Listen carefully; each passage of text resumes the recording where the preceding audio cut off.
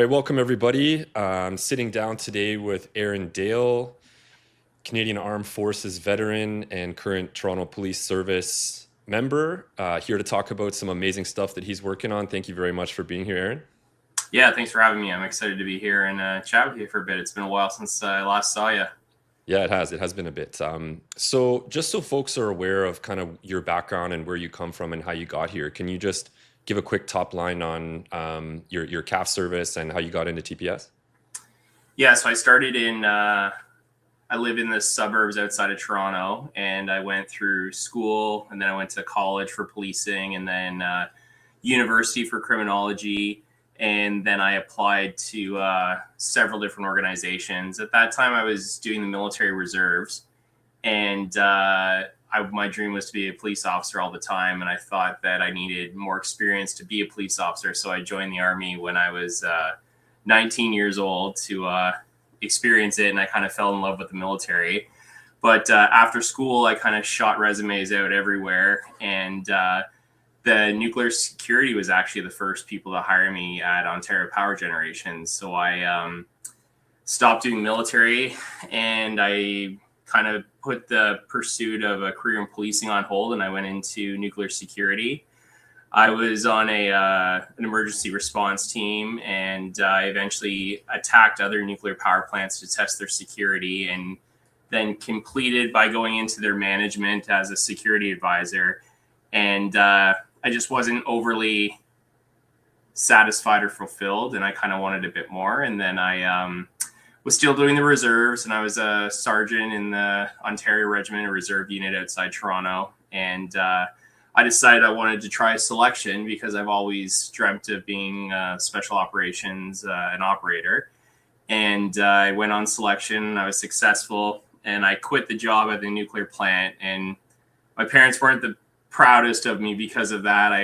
I was making a very stable, good paycheck, and ever since my career, I've kind of made less money than I was making at that nuclear plant, which is another funny thing. But I followed the dream. I went on course. I was successful.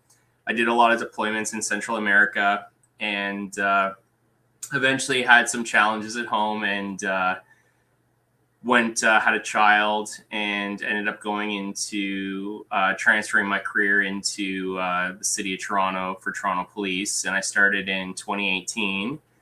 And then I thought I was going to be maybe on the ETF team or a SWAT guy, and my career took a complete left turn that I never anticipated. And within about 5 weeks of my job actually getting my badge, late 2018, I started running into a military veteran that was suicidal and homeless, and he's on a lot of drugs. And it was kind of a weird story because I had a coach officer, and this guy went into the bar and picked a fight with everybody in the bar and got super beat up.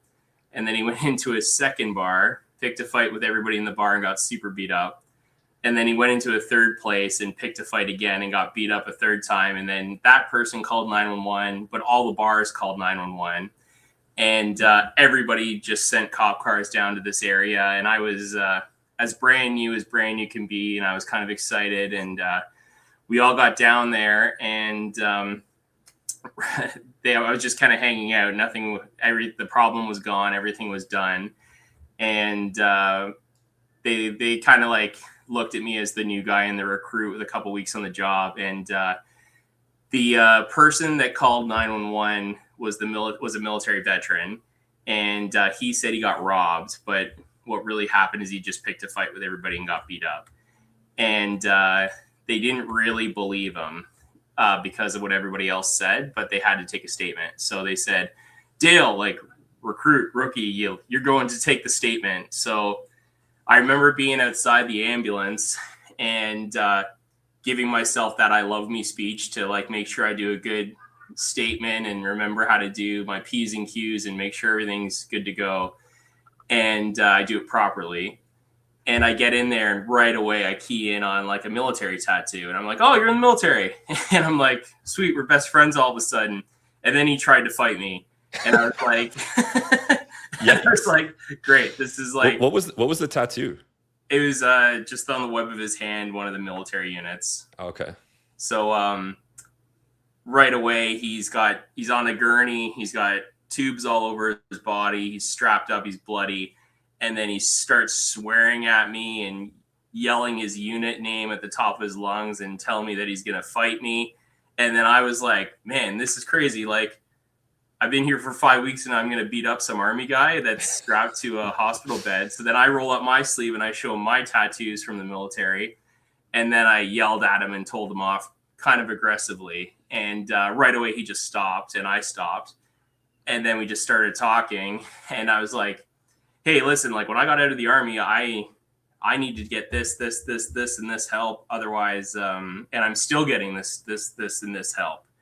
You need to do the same, and we need to make sure that your life gets all solved, because right now the way your life is working right now, I told them the terrorists are winning and your life needs to change.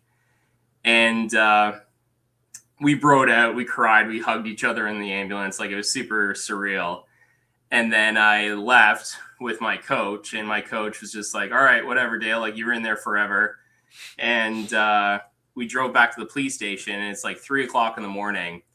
And a staff sergeant that I really highly value and really like, he's been through the gamut on his career. And I just yelled, hey, staff, what do we do for military veterans in Toronto here? And he's like, Dale, it's 3:00 in the morning. Send me an email. And then he just walked away.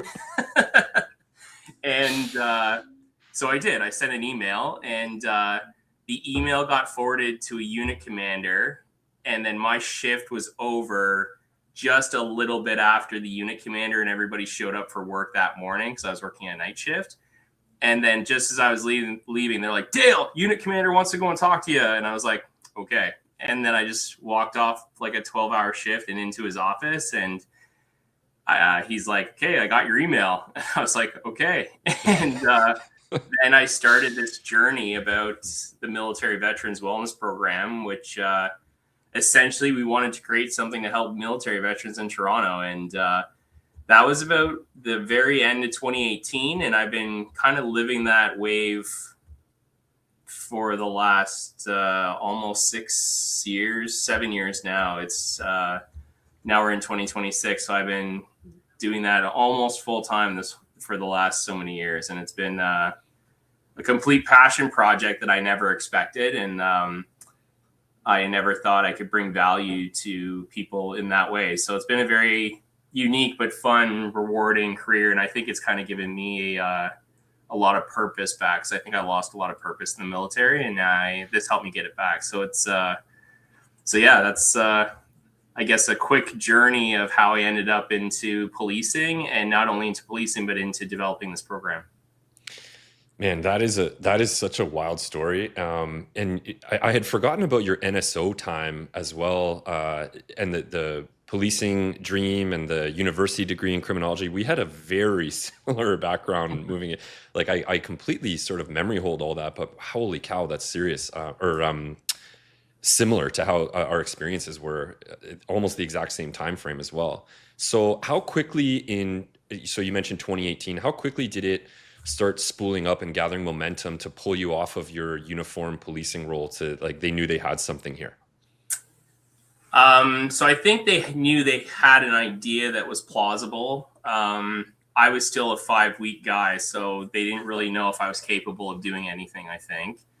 Another guy, Jeremy Burns, he helped kind of establish this over the years as well. And after that meeting with my unit commander, he gave me permission to start developing this idea of how Toronto Police can help veterans. And I worked on the program for probably about a year, so all of 2019, between radio calls and after hours. And I had a progressive meeting with every chain of command you could imagine, just like inching my way up to the chief.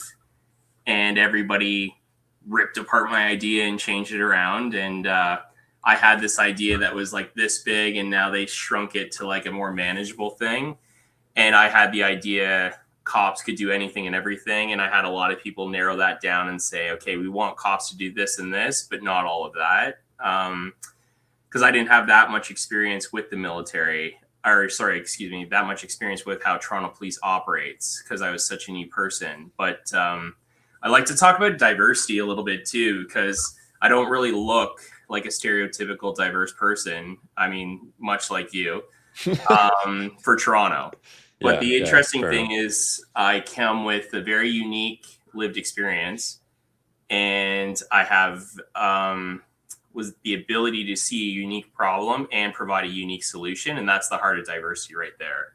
So, because of my background, because of my life challenges, and because of what I now do today, that all helped build this and create this program that fulfilled a gap that not everybody saw or knew how to solve. So the beauty of diversity can come in many ways. And that was obvious when I started explaining the true problem. And the biggest issue I had was military veterans that were my friends, that were some of the toughest dudes I've ever seen, men and women. They end up homeless. They end up trying to kill themselves. They do kill themselves, and they suffer in silence because there's some culture nuances. It's very easy to it's very good and easy, and it's very proud to be the helper in the military, but it's very, very hard to raise your hand and say, I need help now. And navigating that culture. And at the idea, you can say whatever you want to say, but the military is designed for war and for essentially doing bad stuff to bad people. And as a police officer, you need to make sure that you can de-escalate that person and talk to that person and connect with that person, because we owe it to you. You fought for Canada overseas, and we need to fight for you back in Canada. And we need to be safe as cops when we do that, because military has a high capacity for violence. And then we need to get you back on your feet, because when you're in the military, you're doing some amazing, amazing things. And it's important that that you do those things throughout your whole life. And people don't see the military career as the end. They see it as a gateway to something bigger and better. And that's important for us to recognize, because there's no career in service, such as fire, corrections, paramedic, policing, military, a career of service. You don't get out of those careers scar free. Everybody's going to carry some scars with them, and we need to help those people that are trying to help us, that are trying to give a career to helping us. So that year, I ended up getting in front of the chief, and so we're in front of the chief in 2020, and I got there way too early, like almost an hour and a half early. And I'm like, okay, we're here. We have a good presentation, and we're going to make sure all the AV works, and it'll be perfect. And I had an hour presentation, which in hindsight, I probably could have done a tighter, smaller, simpler one, but we had a lot of lived experiences, and it was our first real pitch. And so we get in there, and for the first 20 minutes of the presentation, nothing worked. Like no AV, no nothing. And my chief is just like playing on his phone. Well, he's not playing on his phone. He's doing some work emails. The deputy chief's doing some work emails. Then she looks up every once in a while and be like, don't worry about it. It's okay. And I'm like just sweating and freaking out and ready to smash my head against the wall because I'm super embarrassed. And finally it worked. Then it's like, okay, now let's do this hour presentation in 20 minutes. And we just started hammering through it. And we got our deputy chief to start crying. We got the chief very involved. I could tell we went way too long. And then the chief is like, looked up and he's like, all right, that's great, guys. Good job. Keep up the good work. And then he was gone. And I was like, whoa, what did that mean? And then the deputy stood up and she's like, don't move. And then she was gone. And then 2 minutes later, they ran back in and they're like, Aaron, you start at Community Partnerships and Engagement Unit on Monday. I transferred you over there and we made a position for you. And I was like, whoa. And then she was gone. And I was like, okay, I guess that worked. And then we got a bunch of congratulations from the other people in the room. And then I was transferred off the road and into a position to build this. And then we had to try to like really figure out what this was going to be. And what we decided it's going to be is basically a training program and a referral system. So the training program is what can I do to teach a cop about the military so that they can de-escalate safely, understand the problem, and know how to help?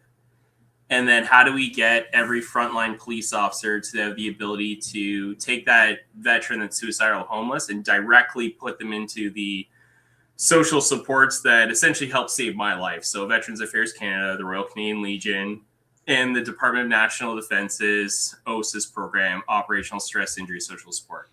So when those three programs really work together, they're probably going to be the best social services in the world.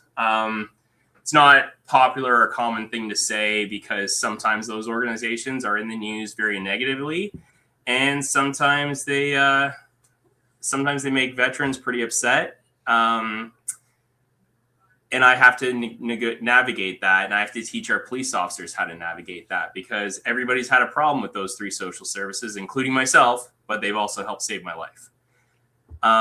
So I got to teach police officers how to do that. So I couldn't do this by myself. So me and Jeremy Burns were kind of the two creators, and we bounced back and forth. We did our presentations together, but the two of us both had military experience, but we couldn't do this by ourselves. We needed a community policing model. So it's an interesting idea, but you can't just arrest your way out of problems. So if I gave you the problem of suicide for veterans or homelessness for veterans, it doesn't matter how many handcuffs I put on people, it's not going to solve that problem. So what I needed to do was have a community policing approach. And the whole idea there is you tie the entire community together to solve a social issue, and the police act as leaders to solve that social issue. So we had to make our partnerships. So the funny thing about partnerships and policing, there's about ballpark 9,000 employees of Toronto Police. And all those 9,000 employees has a friend, and those friends have friends. And all the people that I worked with in the military are friends of friends. And every cop across Canada, you can reach out and you can get friends of friends. So we were able to stretch our network and create a pretty incredible team and get the right people at the table based on who we know and who we could inspire to get behind this idea of supporting military veterans and preventing suicide homelessness.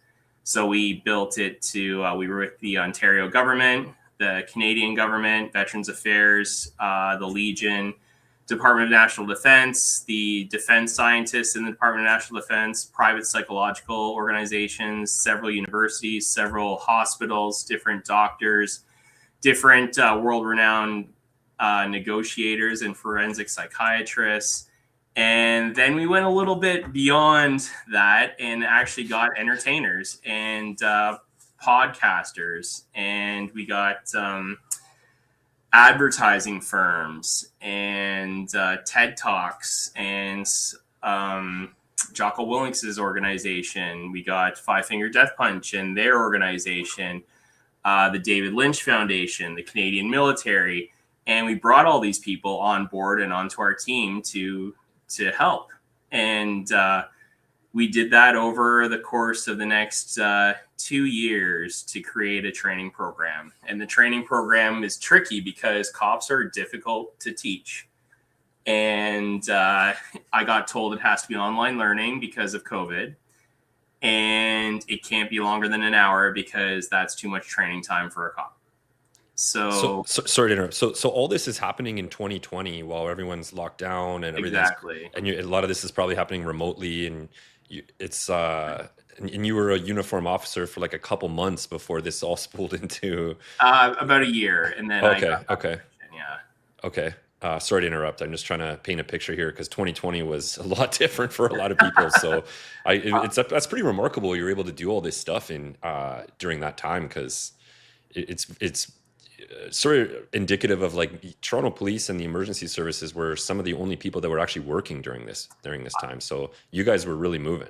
Yeah, I was going to the office and staying at home and on the road. I was bouncing around in all three locations. That was kind of a weird time where it was all hands on deck. And And yeah, it was very challenging. I was very, like, keep in mind, I was a very brand new rookie cop. But my limited experience was we used to have 10 real criminal arrests for every one mental health problem.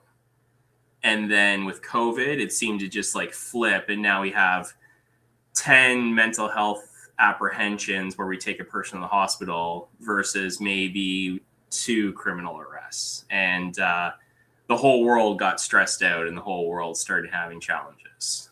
And yeah, everything transitioned to working from an office to working at home and trying to connect and build. And that was one portion, was the training program. The other portion was the referral system. So you navigate a lot of things when you're the police and you're trying to tell somebody about somebody. So what we had to navigate and build was verbal consent through person in crisis legislation, that the person in crisis can tell us verbally that they consent to the federal government calling them. And that's how our referral system works. So it's a 1-page piece of paper. It only works for a police officer and a military veteran in crisis. They can give us verbal consent. We send that information to the Legion, Veterans Affairs, and Department of National Defense. Then they reach out and contact the veteran within 72 hours. And that took about a year to build. And it was a weekly meeting with the Toronto police lawyers and the federal government's lawyers in his information studies, information sharing studies. Every piece of information in Word was heavily debated. It couldn't be a medical file. It had to be a referral file. And it also had to be stored appropriately. Couldn't be used for nefarious policing purposes. And it had to do a huge audit at the federal government level. And then eventually we changed federal policy and we made it work. But that took a year too. So by the end of about 1.5 to 2 years of work, we built a training program and a referral system and got them approved and validated. So the same goes for the training program, though. No, I couldn't just make a stat up on the training program. I had to have my partners agree with that stat. So Veterans Affairs had to say, we agree with that stat because we referenced how that stat was created, and we approve with that scientific method, and we approve with how good the quality work is. But if I just shot from the hip on some stats, they would just say, no, that's not a validated stat. So it's very unique to build something with all those players and all those stakeholders, because everybody needs to be in partnership, because at the end of the day, I'm not paying anybody to do this. This is all us leading change because it's the right thing to do, and influencing everybody to be a part of this because it's the right thing to do. We're not giving salaries or pay to help people work with us and build this with us. So the leadership was very unique and not something I was used to, I'd say. So at this point, we have a completed training program and we have a referral system, and cops actually like the training program. We did a soft launch in Toronto, and then 6 months later did the main launch. And that was in mid 2022, I believe. And then it became mainstream across Toronto police, and police officers had the training to interact with a military veteran. They also had the training to understand what the military is all about, because realistically, a lot of people know what the military is like because of movies. I wanted to train the police officers to understand things like what is PTSD and what is survivor's guilt and what is comorbidity disorders and what are the negative behavioral patterns that a veteran will go through. But the purpose of all that, though, isn't for them to be a doctor, and it's not for them to be a psychologist. It's for de-escalation. So this is what's going on in their head. This is why they're experiencing that. this is how they're acting and this is what they look like and these are your safety concerns. So it's almost like 4 or 5 sentences per topic, which was very good because it was scripted very, very well for police officers. So one of the checks was when all the doctors tried to write something super complicated, I would push back and say, why is this important and how does that relate to de-escalation and why does that cop need these sentences? And it's very important and good to have your training be reflective of your population. And then we talked about the crisis. And these are the crises that a police officer is going to encounter a military veteran. Then this is what a military veteran looks like. This is how to pick out a military veteran. And then the interesting thing is de-escalation. So the way crisis negotiators and the de-escalation framework works, it's all about an empathetic connection. So it's about how can I better provide you empathy so we can connect, you like me, and then I can have increased rapport, increase my influence on you, and then my influence could be like drop the knife. And then how do I get behavioral change out of you? So how can I influence behavioral change so maybe you go to therapy and stop doing whatever it is you're doing? So to give a person empathy, you need to know something about them and you need to know something about the person you're talking to. You can only say that must be so hard so often. At some point, you actually need to be able to carry a little bit of a conversation about what life was like for you in the military and have an idea what they're talking about so you can put yourself in their shoes. And that's what cultural competency training is all about. So the first half is all cultural competency training to understand the person, what happened to them, the crisis, and then to de-escalate. So it's very hard for a cop to say, I know what it was like to get shot at in Iraq or blown up in Afghanistan and have this happening at home and that happening here, and then to lose a person and to have this happen. A cop's not going to understand that unless they have shared lived experiences, were in the military before, or they have some sort of training, and that's what the training covers. So we took that and the referral form, and we started training police officers how to do this. And police officers started really, really liking the training. And then we had a very weird thing happen. It's very difficult to train a cop about their mental health. And it's very difficult to train a cop about their own mental struggles. But the closest population to a military veteran is going to be a cop. And the cops started to learn a lot about themselves while they were learning about the military. And then we started actually referring cops that had military experience to all these 3 social services. And internally, we started really helping people out just by psychoeducation and by connecting them to resources they didn't think they had or deserved. And then I stepped away from the project a little bit and went back on the road. And then I went into an investigative position. So I had to do my 6 months of learning how to be an investigator. And they gave me a lot of cases like theft of gas station and very simple stuff just to cut my teeth on to learn how to do it all. And I had fun. It was interesting. Then I changed divisions from the southwest corner of the city to the northeast corner of the city. So I had a completely another area. I moved as well, so I was closer to home now. And I was doing response calls for a while in another area. And then I went back and started tackling the project full time again. While I was doing both those positions, everything was very part-time, and it became full-time again. We were kind of blessed by our chain of command to have this be a full-time program and a full-time position. So now I'm the military veteran liaison for all military veteran issues in Toronto out of a unit called the Community Partnership and Engagement Unit. So now we have a complete position for military veterans, and that's what I and Jeremy created and what I'm working at now. And that was kind of interesting because I know military veterans across Canada, much like yourself and much like military do. They understand the national and international world. And I also had a lot of friends from the United States, from Australia, from Great Britain, and the Five Eyes community. And I'm realizing that military veterans are struggling everywhere, not just in Toronto. And that's when I decided to basically go on a sales campaign across Canada and try to share the veteran program across Canada.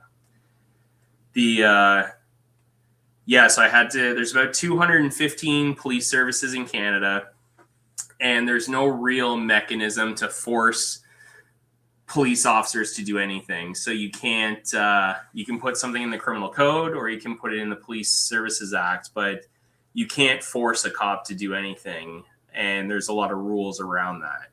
So every police service kind of can do what they want as long as they're following the Police Services Act and the criminal code. So I had to sell it. And I essentially cold called 215 chiefs of police and send them my pitch, and had meetings, and had well over 100 meetings, and some multiple meetings with same services. And fast forward, we got about 81 police services that are involved in the program, but it's the majority of the larger police services. So it accounts for about 79% of cops in Canada. Some police services in Canada have one person, but those 81 account for about 79% of all cops. And the RCMP, OPP, Toronto Police, and it's been nice because Toronto Police, they actually waived all the fees. So the training is available on the Canadian Police Knowledge Network, which is like an online database for Canada. And Toronto Police waived all the fees, so the training is accessible for everybody. Other police services really like the training too. The RCMP and the OPP, they use their own systems, but they just transfer the files onto their systems. And the referral form I made actually works for everybody. So when you click that submit by email button, it goes directly to the police only email inboxes of all three services. And then we wrapped it all up into a package that shows you all the source data, how we got all our results, our endorsement letters, our communications, our advertising, our key messaging, and wrote it all up and gave it to every police service on a silver platter, essentially. So they could easily just copy and paste it into their service. And it was a bit of a wake-up call before this happened, because we got a call close to Christmas with a veteran that tried to commit.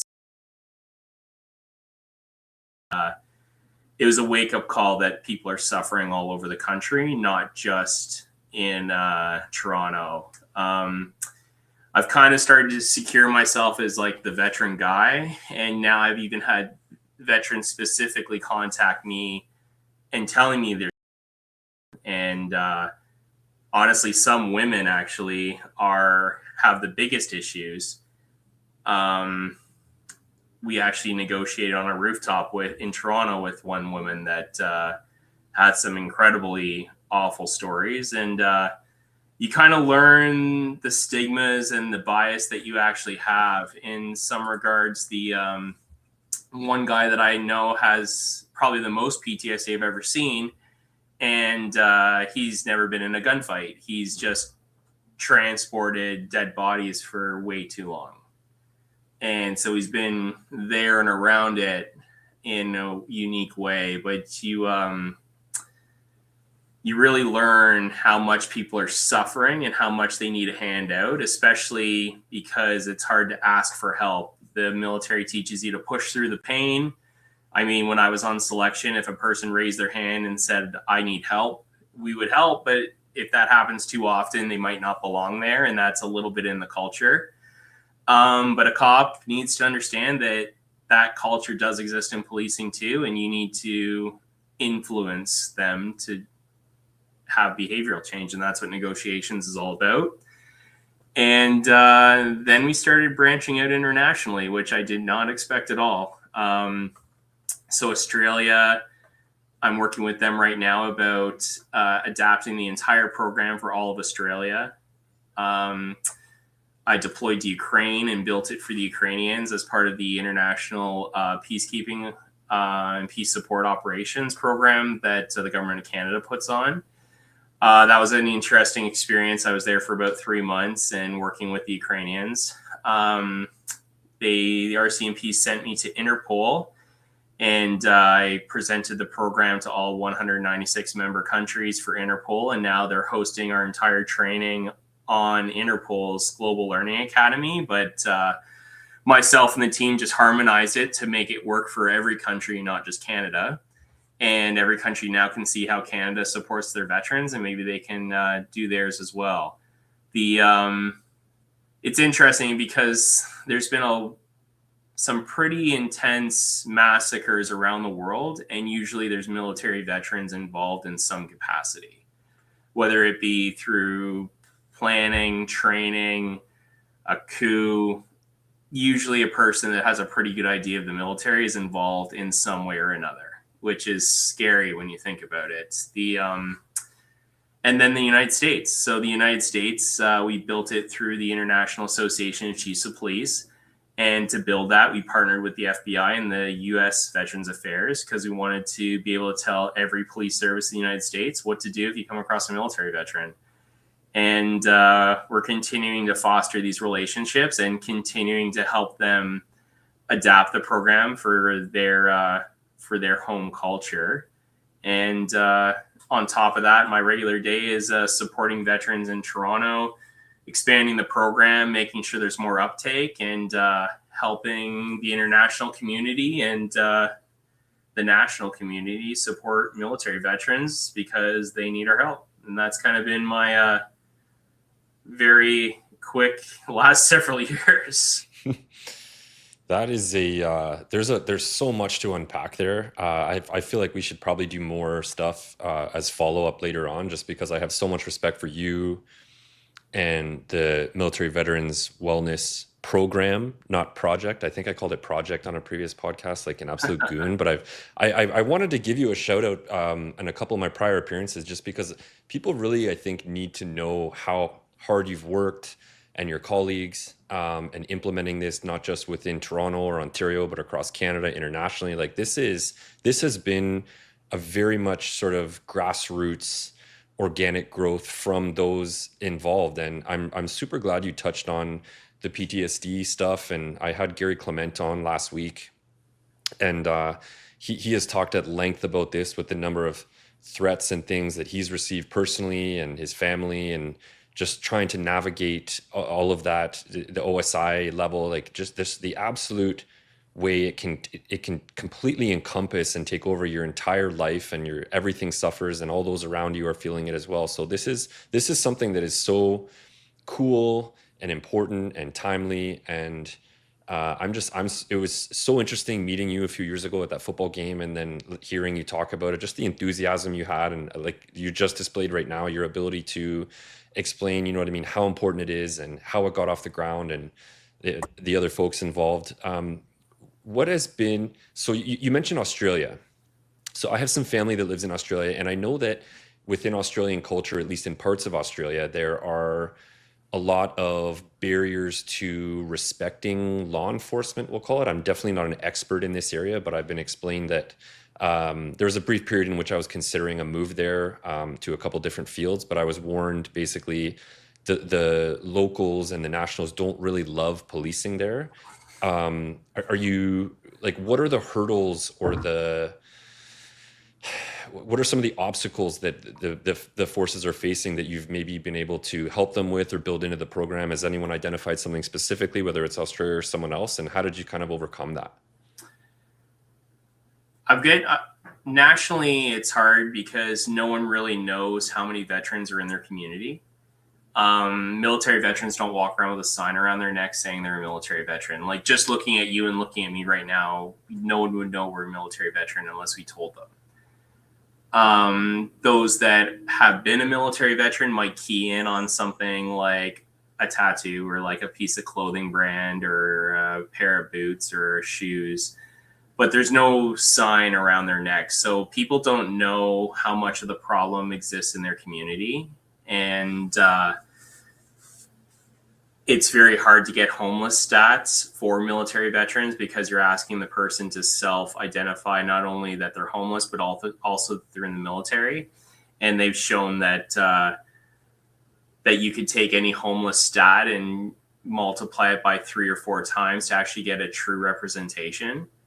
So decision makers have a hard time understanding the extent of the problem in their community, unless you really do a deep dive on it. And Canada's doing some, but you can find more evidence in the United States and other areas about the military veteran population. I always get asked about the costs of the program, and it's beautiful because the costs are free. It's an hour of training time per cop, and usually that's pretty acceptable. The other thing is more de-escalation training is beneficial and good. When it comes to the Australian world, a military veteran in crisis interacts with a cop every 4 hours. And Australia did a deep dive into veteran suicide. It was a royal commission. They also have a lot less police services than we do, and there's pros and cons to that. And sometimes it's just capacity. Like, everybody likes the idea, but to make the actual everything happen, sometimes it's literally that there's just not enough cops in that police service or that community to build it properly or to give it the time and the attention it desires. So there's lots of challenges, and we try to make the program as easy as possible so a police service can just easily implement it. But I mean, so far we've shared our training with over 150 agencies. Just in the Ontario aspect, we have about 22,000 course completions. Not including the RCMP and the OPP and some of the other agencies that have their systems on their own. And yeah, it's just, it's sales. And the funny thing about sales is I know nothing about sales, but my partners do. So Five Finger Death Punch's media team is called Media Twist. And they have the kind of organization where if you're on the phone talking about a dishwasher, you're going to start getting a dishwasher ad. And basically they explained to me how to do that. So they adapted their system of selling concert tickets to selling public safety. And that's been one of the real things that have helped this project expand, is because we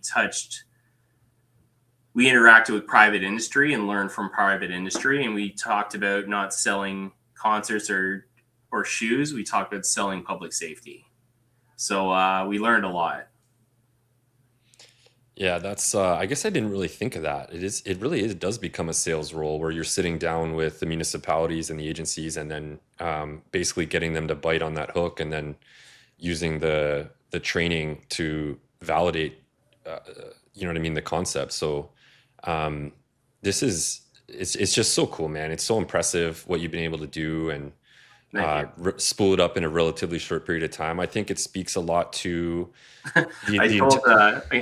I told my first boss when I was in this position in 2020, and I said to him, like, yeah, give me like 6 months. I'll bang it out. I'll get it done in 6 months. Then we'll move on, and I'll go be like a homicide investigator or something. And my boss like looked at me and he's like, you don't realize it, but this is like a 6+ year project, not a 6-month project. And honestly, I had such a wake up call. Sorry to cut you off. It's exactly true, man. Like I was saying, that like it speaks to the integrity and the discipline that you have to see something through that you want and hope to come to fruition in a matter of months or weeks. But because of just the bureaucracy and the nature of the beast and how many gears are involved in the turning of this machine, it's so much of a bigger sandwich to bite, you know what I mean, one at a time. How do you eat an elephant one bite at a time, right? So yeah, man, it's super cool, dude. I've been pumping your tires for a couple years now on a few different shows, and I'm super glad that you were able to take the time and walk people through this. And I absolutely probably have more follow up for you in the future, but especially timely now, given that TPS is not necessarily receiving the best publicity right now, but it shouldn't take away at all from the things that you do and the folks like you and the vast majority of police officers, not just in Toronto, but everywhere, that are doing the right things all the time. And I don't want the the toxic headlines to take away from that. So man, I super appreciate you coming on and everything that you do. And it's been too long since I've hung out with you in RL, we'll say. But I think I think we probably will again relatively soon. And where can people find more about this? Like, let's say this lands on someone's desk and they want to, I don't know, dive into social media, website, whatever. Like, how can they find you? How can they get involved? Yeah, so we have a social media account, Military Veteran Wellness, and we have a website on the Toronto Police account. And then you can put my contact info at the bottom, and I'd be happy to collaborate and share our lessons learned and learn from you guys.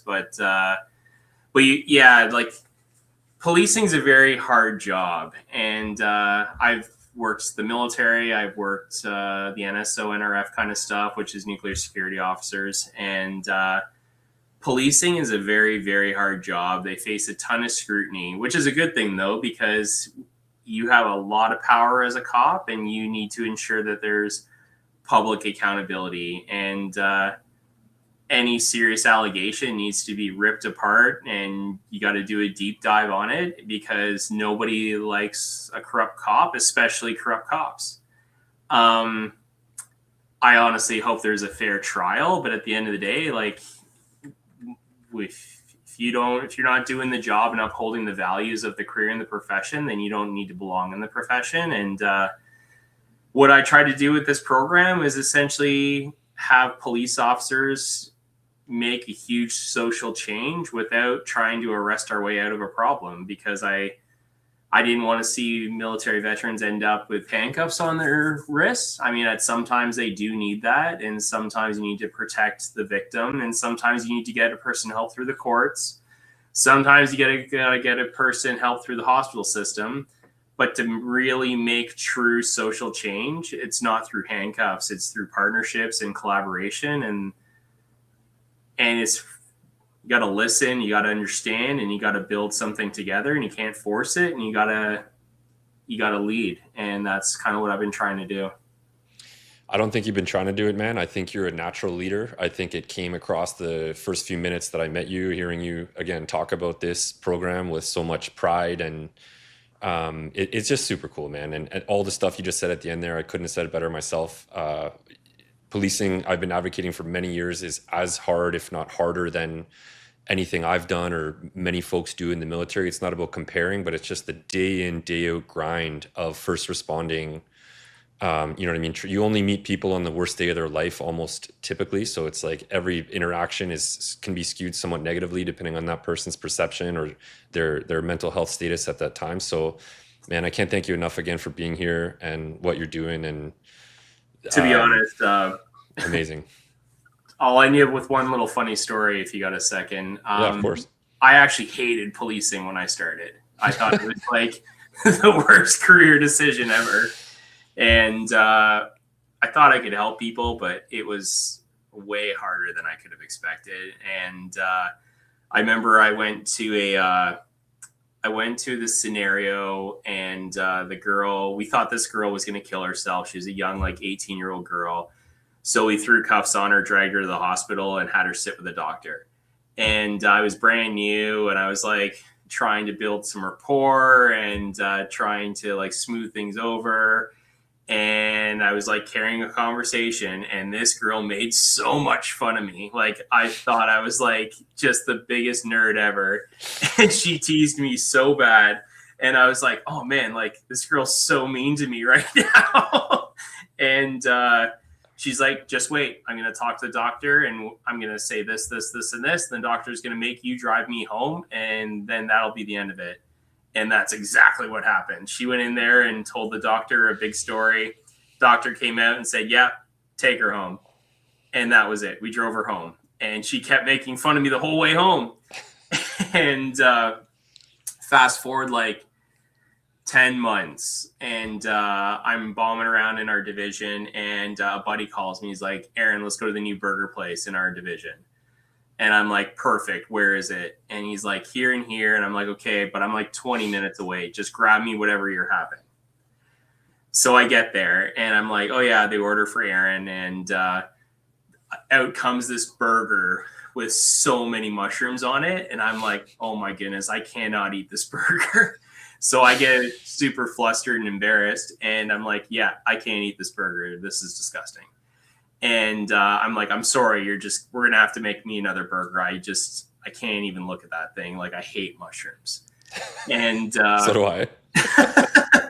so this girl, gorgeous girl at the till, she apologizes to me. And I'm like, why are you apologizing to me? And she's like, I was that girl that you arrested and dragged to the hospital. And if you didn't do that, I would have killed myself and not be here right now. So I should be apologizing for you and say thank you.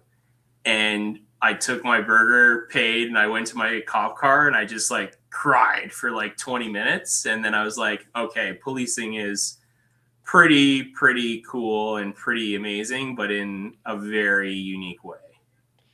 Man, that's I think the perfect way to end this off.